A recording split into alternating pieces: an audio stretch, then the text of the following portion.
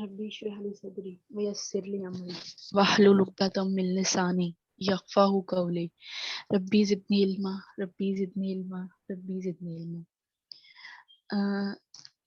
Welcome to Medico 360. I am here to guide you about protein metabolism. यहाँ पे हम table of specification, recommended books और उसके साथ इम्पोर्टेंट जो क्वेश्चन है जो इससे पूछे जाते हैं वो कवर करेंगे।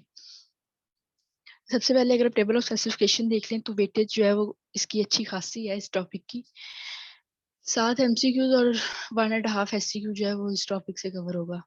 मेटाबॉलिज्म सारे ही इम्पोर्टेंट हैं, तो एज यूजुअल ये प्रोटीन वाला मेटाबॉलिज्म भी इम्पोर्टेंट है। इसमें यह है कि बुक्स दो सत्या और लिपिनकोट से करना होता है।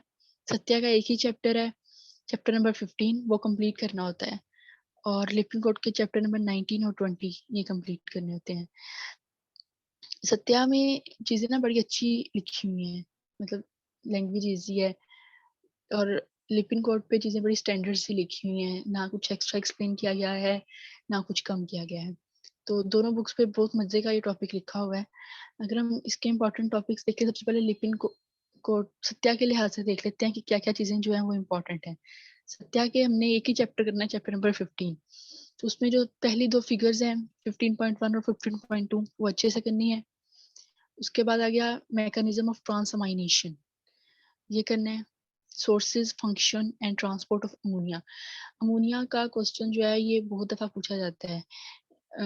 मतलब एक अमोनिया और दूसरा यूरिया से रिलेटेड जो क्वेश्चन है ना वो पूछे जाते हैं। उसके बाद यूरिया साइकिल कंप्लीट करना है और उसके डिसऑर्डर सारे के सारे करने हैं। अमोनिया टॉक्सिसिटी कंप्लीट करना है। टेबल 15.2 ये सारे का सारा करना है। Synthesis of catenin from glycine ये करना है। बायोमेडिकल इंपॉर्टेंस ऑफ कैरेटीन ये करना है। फिनाइल कीटोन्यूरिया सिनेरियो, उसके बाद alp ketonuria scenario, Hartnup disease, homocystinuria and cystinuria with its types, 1 carbon metabolism complete करनी है। मैपल सिरप यूरिन डिजीज ये बहुत इंपॉर्टेंट है, ये क्वेश्चन बड़ी दफा पूछा जाता है।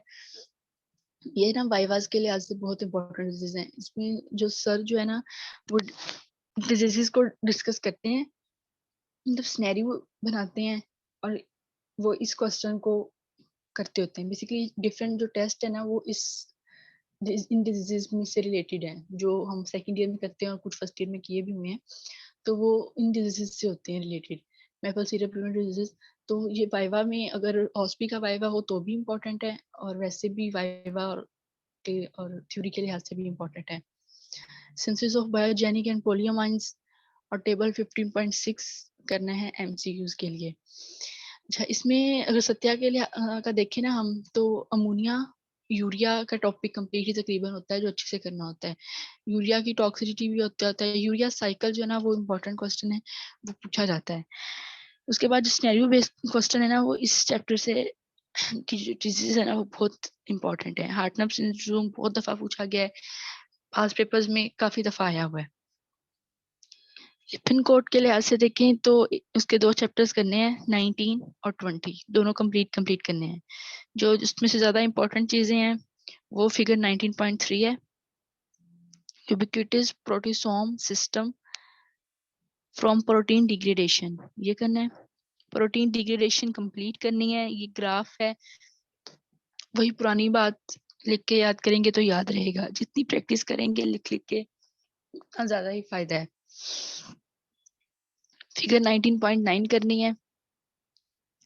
इसके अलावा diagnostic importance of ALD and AST, ये बेसिकली एंजाइम्स हैं, तो इनकी डायग्नोस्टिक इंपॉर्टेंस क्लिनिकली इंपॉर्टेंट है।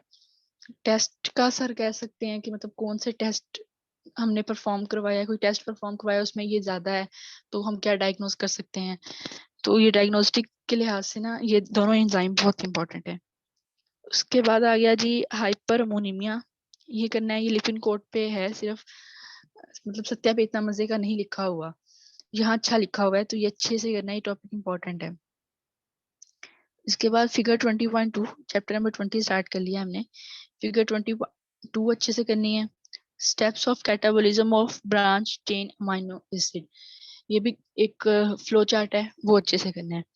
जैसे मैंने बाकी की मेटाबॉलिज्म्स में बोला है, वो इसमें भी मैं दोबारा रिपीट कर रही हूँ कि आप जितना साइकिल्स जो हैं, फ्लो चार्ट जो हैं, वो ड्रा करके देखेंगे, वो चीज़ें तो एंड तक याद रहेंगी। स्ट्रक्चर्स करने की ज़रूरत नहीं होती।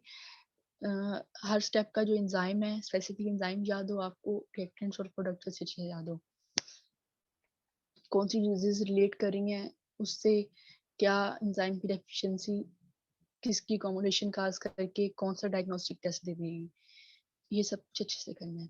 इसके अलावा अगर आपका कोई भी क्वेश्चन हो तो आप किसी भी वक्त हमसे पूछ सकते हैं। जज़ाकल्लाह खैर।